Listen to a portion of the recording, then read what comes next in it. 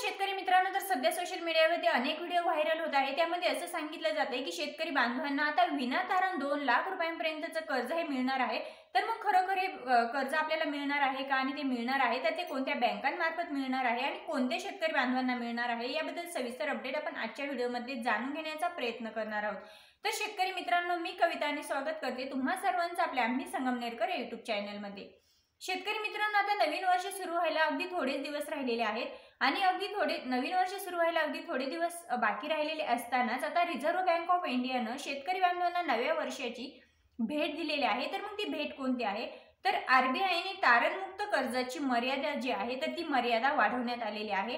तर ज्यामुळे आता शेतकऱ्यांना 2 लाख रुपयांपर्यंतचं तारण कर्ज हे मिळू शकणार आहे। म्हणजे या अगोदर आपल्याला जे काही आरबीआय कडून कर्ज मिळत होतं शेतकरी बांधवांना तर ते 1.5 लाखांपर्यंत मिळत होतं, परंतु आता त्या 1.5 लाखांवरून 2 लाखांपर्यंत करण्यात आलेलं आहे। म्हणजे त्याची मर्यादा ही वाढवण्यात आलेली आहे आणि ही शेतकरी बांधवांसाठी अतिशय गुड न्यूज आहे।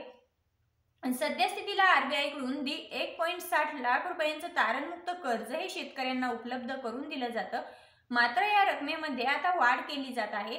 तर याच पार्श्वभूमीवरती आता आरबीआयने शेतकऱ्यांना कृषी उपयोगासाठी देण्यात येणाऱ्या कर्जाची जी वाढ आहे तर ती वाढ करण्यात आलेली आहे। म्हणजे जे काही शेतकरी बांधवांना शेतीसाठी कर्ज दिलं जातं तर त्या कर्जामध्ये आता आरबीआयने वाढ करण्यात आलेली आहे। याचं कारण असंही असू शकतं की वाढती महागाई आहे, खते आहे, बी बियाणे आहेत, यामुळेही आरबीआयने यामध्ये वाढ केलेली असू शकते। तर शेतकरी मित्रांनो, आता या नव्या निर्णयानुसार शेतकऱ्यांना आता 2 लाख रुपयांपर्यंतचं तारणमुक्त कर्ज मिळणार आहे आणि ही जी काही नवी मर्यादा आहे तर ही मर्यादा 1 जानेवारी 2025 पासून चालू होत आहे, असं कृषी मंत्रालयाने जारी केलेल्या निवेदनामध्ये म्हटलेलं आहे। यामुळे कोट्यवधी शेतकरी बांधवांना याचा लाभ देखील होणार आहे। आता आरबीआयनं 2010 मध्ये कृषी क्षेत्राला विनाहमी कर्ज देण्यास सुरुवात केली होती। तेव्हा 1 लाख रुपये विना गॅरंटी देण्याची घोषणा केली होती, जी 2019 मध्ये वाढवून 1.6 लाख रुपये करण्यात आली। त्यात आता पुन्हा एकदा वाढ करण्यात आलेली आहे। तर कृषी क्षेत्रातील वाढत्या महागाईमुळे लघु व मध्यम शेतकऱ्यांना अनेक अडचणींना सामोरं जावं लागतं, त्यामुळे त्यांच्या शेतीवरती परिणाम होत होता आणि रिझर्व्ह बँकेने वाढवलेली मर्यादा या शेतकऱ्यांना आता फायदेशीर देखील ठरणार आहे। शेतकऱ्यांकडे साधन सामग्री अत्यंत मर्यादित होती, अशा परिस्थितीत शेतकऱ्यांना विनाहमी कर्जाचा फायदा देखील होणार आहे। या निर्णयामुळे विशेषतः लहान आणि सीमांत शेतकरी बांधवांना अधिक कर्ज हे उपलब्ध होईल, अशी अपेक्षा कृषी मंत्रालयाने व्यक्त केलेली आहे।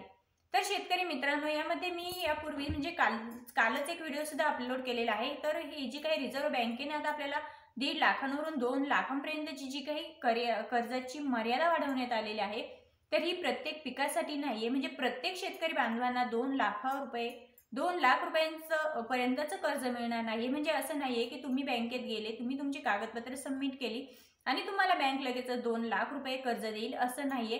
ते सांगितलं जातंय की विनातारण 2 लाख रुपयांपर्यंतचं कर्ज हे तुम्हाला मिळणार आहे। परंतु मित्रांनो, खरोखर आपण जर बारीक विचार केला तर तसं कुठल्याही प्रकारची नाहीये। म्हणजे आपण ज्यावेळेस कर्ज घ्यायला जातो त्यावेळेस त्या पिकानुसार आपल्याला कर्ज दिलं जातं। त्यामध्ये तुम्ही कोणत्या पिकासाठी कर्ज घेताय, ऊस असेल, तूर असेल, मूग असेल, कापूस असेल, सोयाबीन असेल, कुठलंही पीक असू द्या, द्राक्ष असेल, तर त्या द्राक्ष या पिकाची एक किंमत आरबीआयने ठरवून दिलेली आहे आणि त्या म्हणजे राज्यस्तरीयवरती किंमत ठरवलेली जाते आणि त्या किमतीवरून बँका आपल्याला क्रॉप लोन देत असतात।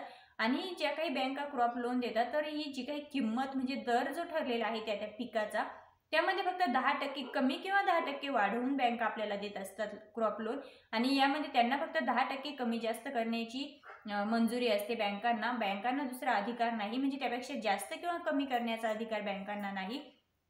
त्यामुळे मित्रांनो, ते सांगितलं जातंय की तुम्हाला प्रत्येकी शेतकरी बांधवांना 2 लाख रुपयांपर्यंतचं विनातारण कर्ज दिलं जाईल, परंतु तशी कुठलीही गोष्ट नाहीये। म्हणजे प्रत्येक पिकानुसार मी अगोदरच्या व्हिडिओमध्ये प्रत्येक पिकानुसार म्हणजे कोणत्या पिकासाठी किती दर ठरवून दिलेला आहे हे देखील सांगितलेलं आहे, परंतु आजच्या व्हिडिओमध्ये मी एवढं सविस्तर सांगत नाहीये, कारण प्रत्येक व्हिडिओमध्ये ते सांगितलंच पाहिजे असं काही नाही। कारण मागच्या व्हिडिओमध्ये मी जे सांगितलेलं आहे म्हणजे तूर या पिकासाठी किती दर आहे, सोयाबीन पिकासाठी किती दर आहे, कापूस पिकासाठी किती दर आहे आणि मला असं वाटतं बहुतांश पिकांसाठी दर हा खूप कमी आहे। सोयाबीन असेल, तूर असेल, मूग असेल यांचा जो काही दर आहे तर तो साधा 50,000पेक्षाही कमी आहे। आणि मग जर तुम्हाला ते हेक्टरी 50,000 पेक्षा कमी जर राज्यस्तरीय ठरवून दिलेला दर आहे, तर मग बँका त्यामध्ये फक्त 10% कमी जास्त करू शकतात. मग ते तुम्हाला हेक्टरला 2 लाखांपर्यंत कसं जाऊ शकतो, हा एक मोठा प्रश्न आहे. परंतु सरकारकडनं किंवा कृषी मंत्रालयाकडनं हा जो काही हे आलेला आहे, जो काही नियम आलेला आहे, तर तोच मी वाचून दाखवण्याचा प्रयत्न केलेला आहे. पुन्हा भेटूया अशाच नवनवीन आणि महत्त्वपूर्ण माहितींसोबत. तोपर्यंत जय हिंद, जय महाराष्ट्र.